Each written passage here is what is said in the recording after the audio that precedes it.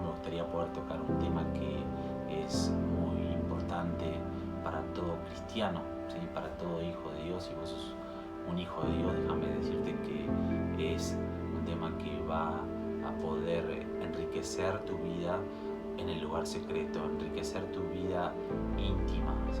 Con Dios. Va a anclarte al lugar, va a hacerte prestar atención a lo minucioso de la vida, que es lo que la palabra de Dios nos hace un énfasis muy grande de lo que Dios presta atención. ¿Sí? Una y otra vez vemos que Jesús, cuando hablaba en Mateo 5, 6 y 7 en el Sermón del Monte, hace referencia a que nuestro Padre que está en el cielo ve en el secreto y Él recompensa.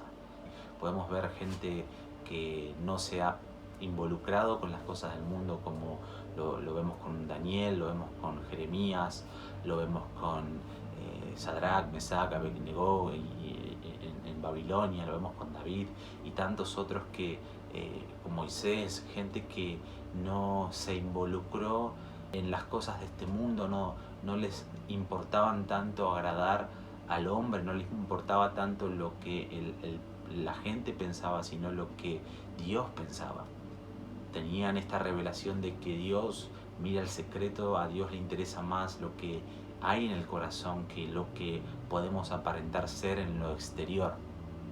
Entonces, este tema de las recompensas eternas nos va a ayudar, me ayudó a mí personalmente a entender muchas cosas que por ahí uno pasa y ve injustas. Entonces me ayudó mucho a poder entender de que hay un Dios que mira tu corazón, que mira nuestro corazón y que aprueba más lo que somos en la integridad, lo que somos cuando nadie nos ve, que lo que somos cuando la gente nos ve o estamos expuestos en público o a cierta influencia que tengamos. Entonces este tema de las recompensas eternas nos ayuda a poder sembrar, como dice el título, ¿no? Para lo eterno. Vos y yo vamos a vivir una vida de 70, 80 años en esta era, ¿sí? Si algunos si quieren vivir más años, por ahí sumarle hasta 100 años, que hay gente que vive hasta los 100 años, pero más de eso no. Entonces la mayor parte de nuestra vida la vamos a vivir en la eternidad.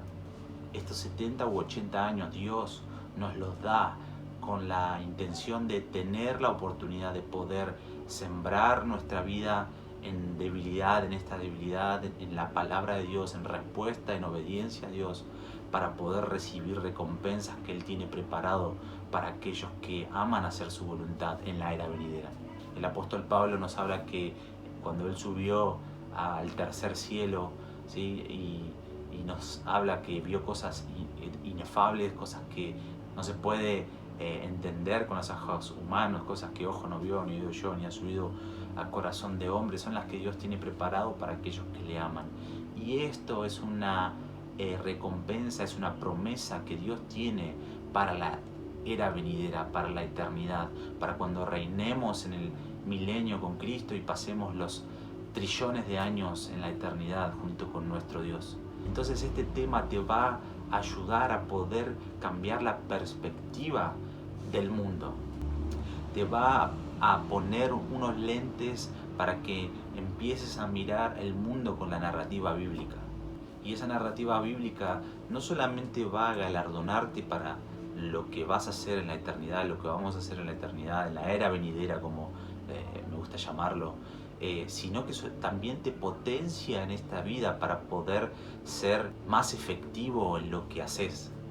En Juan 17, 14 al 16 Jesús habla acerca de que nosotros no somos del mundo, así como Él no es del mundo, nosotros no pertenecemos al mundo.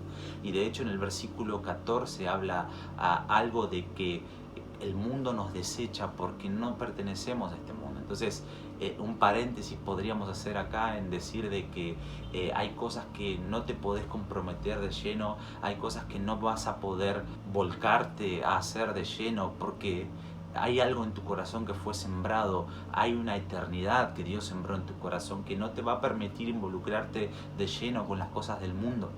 No te va a hacer un ser ermitaño, un ser que te encerrás y que no vas a poder conectarte con el mundo, etc. No, te va a potenciar para que puedas ser mejor persona, para que puedas hacer lo que haces de una manera mucho mejor. Pero hay algo que Dios sembró en tu corazón, que es lo que Jesús dijo. No pertenecemos al mundo.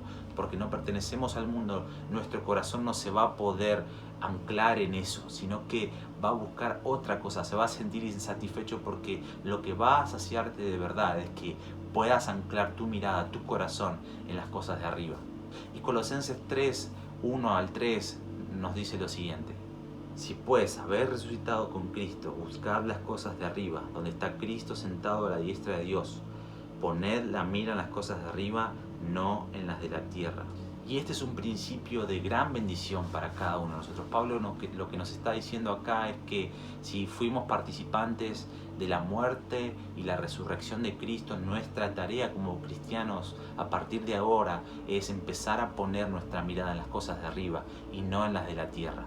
Debemos entender que esto nos potencia para poder hacer las cosas que tenemos que hacer y cumplir el propósito por el cual Dios nos trajo a este mundo, que es ser la luz, la sal, de que es mostrar a Cristo, que es ser un reflejo de la gloria de Cristo. Te potencia para ser más eficaz, para tener mayor impacto, más fuerza, más poder en lo que hacemos. Primera Juan 4:19 nos dice que no podemos dar algo que no recibimos primero, ¿sí? Y para poder amar y dar lo mejor o poder hacerlo mejor en nuestro lugar de asignación, debemos recibir lo que Dios tiene para nosotros, debemos recibir el amor, debemos anclar nuestra mirada en las cosas de arriba, poner nuestra mirada en las cosas de arriba, como nos exhorta Pablo, para ser potenciado y poder ser más efectivo, más eficaz en lo que hacemos en esta debilidad, en esta era. Y esto es tener los lentes de la narrativa bíblica del mundo. ¿Sí? Necesitamos en este tiempo más de crisis que estamos viviendo a nivel mundial, si nuestros ojos no están anclados en el lugar correcto, en la era venidera, en las cosas de arriba, como nos habla Pablo, corremos el riesgo de ser influenciados por la narrativa del mundo y podemos entrar en pánico, en temor, en desesperación, en ansiedad, etc. Y muchas de estas cosas el diablo aprovecha para poder meter todas estas cosas que están dentro de la narrativa del mundo.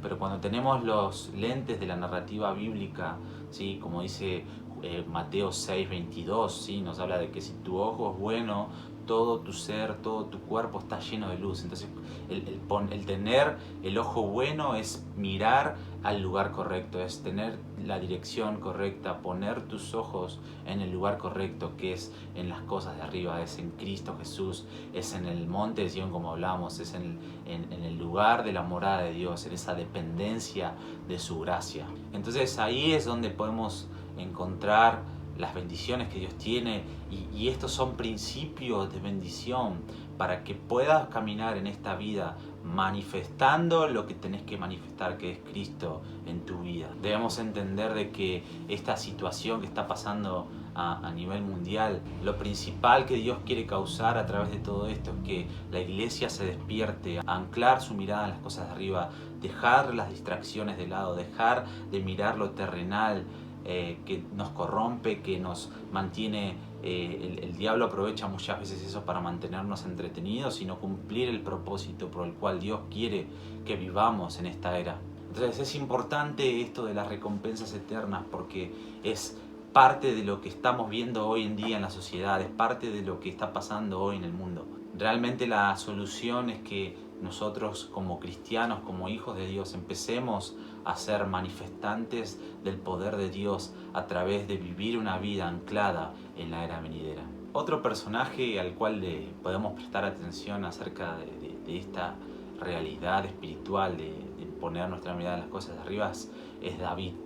David fue alguien que tuvo una ventana de revelación al lugar de la morada de Dios, al lugar del trono de Dios, a esa nueva Jerusalén que hablamos varias veces. Él ancló su vida en la era venidera. David, más allá de ser un rey, un cantor, él fue un profeta. Creemos que David tuvo ventanas de revelación al lugar de donde Dios habita, al trono de Dios. Y de ahí podemos tomar mucha información junto con Isaías, Ezequiel y los profetas acerca del lugar de la morada de Dios. Pero vemos que David una y otra vez dirige su oración verticalmente, no solamente horizontalmente, y no a un lugar genérico como el cielo o la Nueva Jerusalén, etc.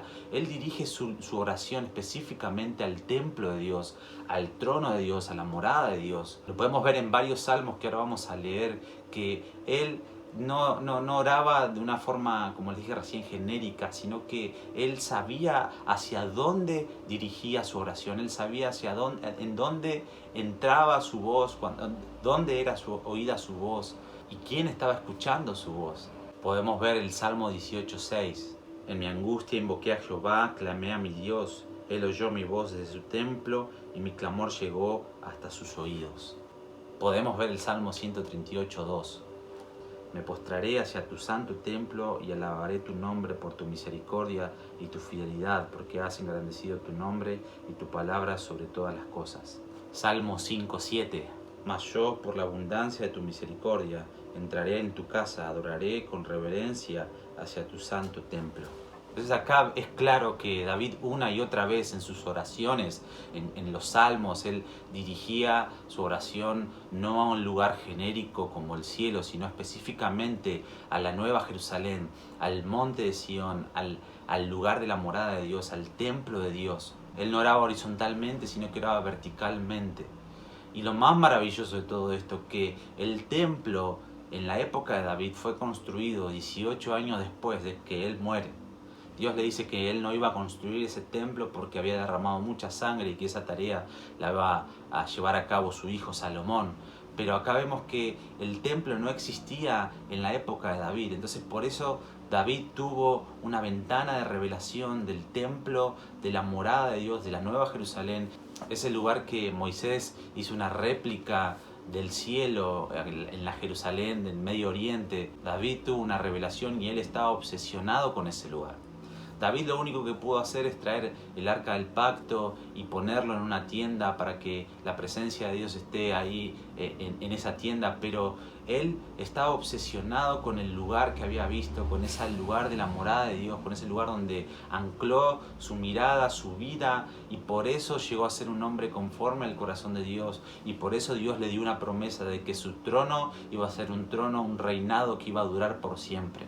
Entonces acá vemos que David, Pablo, los héroes de la fe, todos estos personajes que podemos encontrar en la palabra de Dios, ellos vivieron sembrando su vida para la era venidera, anclaron su mirada en las cosas de arriba, y por eso Dios les preparó una ciudad, como nos dice en Hebreos 12, por eso Dios les preparó recompensas para que ellos puedan recibir en la era venidera, cuando Cristo venga a reinar en esos 1000 años que vamos a estar reinando con Él. Entonces necesitamos cambiar nuestra perspectiva del mundo, ¿sí? Cómo miramos a nuestro alrededor, cómo miro a mi hermano.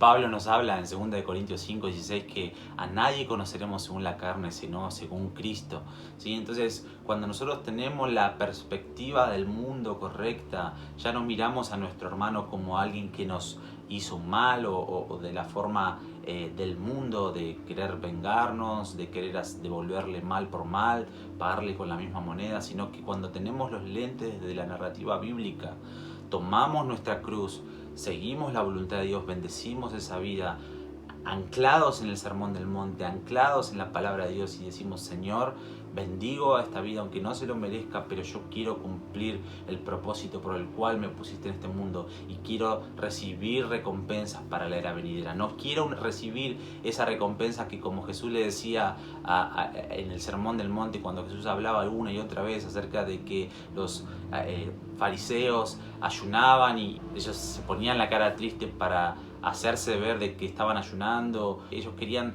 ostentar o demostrarle a la gente que eran espirituales. Una y otra vez Jesús decía: ellos ya tienen su recompensa, y esa es su recompensa, y es algo que no es algo agradable, no es algo que va a perdurar para siempre. Todo lo que nosotros sembramos en la carne, de la carne es y va a perecer. Entonces, cuando nosotros sembramos en esas cosas, Jesucristo nos dijo que ya esa es nuestra recompensa, y no tiene ningún sentido. No hay ningún sentido en que podamos recibir un aplauso de 5 minutos y que después vayamos a nuestra vida y sigamos con nuestras luchas y sigamos en depresión, en angustia, en preocupación, en tristeza, en temor. Cuando nosotros anclamos nuestra mirada y perdemos en esta era, perdemos en el mundo, por más que no nos aplaudan, por más que no seamos los más atractivos a los ojos de los hombres, pero que seamos atractivos a los ojos de Dios, eso nos galardona, no solamente nos potencia en esta vida, como hablamos hace un ratito, sino que nos